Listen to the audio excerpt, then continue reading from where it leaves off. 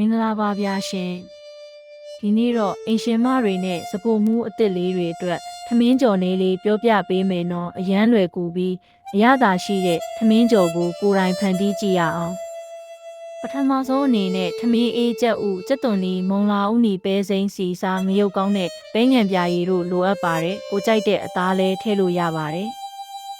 ဒဲအိုးတဲ့စီအပူပေးပြီးကြက်ဥကိုငွေကြော်ပါပြီးရင်ကြက်သွန်နီမုံလာဥနီပဲစိမ်းတို့ကိုထည့်ပြီးနူးလာတဲ့အထိကြော်ပေးပါထမင်းအေးထည့်ပြီးတမအောင်ငွေပါစားငရုတ်ကောင်းတဲ့ပဲငံပြာရည်တို့ထည့်ပြီးအရသာမီးစမ်းပါအားလုံးတမသွားပြီဆိုရင်တော့မီးပိတ်ပြီးပကံထဲပြောင်းထည့်လို့ရပါပြီထမင်းကြော်ဖို့အတွက်ထမင်းအေးကိုသုံးတာကပိုပြီးပွားပြီးအရသာရှိစေပါတယ်နော်ဒီလွယ်ကူတဲ့ထမင်းကြော်နေလေးကိုအိမ်မှာချက်ကြည့်ပြီးဘလို့ရတာရှိလဲဆိုတာကျွန်တော်တို့ကိုပြန်ပြောပြပေးပါဦးဒီဗီဒီယိုလေးကိုကြိုက်နှစ်သက်တယ်ဆိုရင် like share လုပ်ပေးဖို့မမေ့ပါနဲ့နော်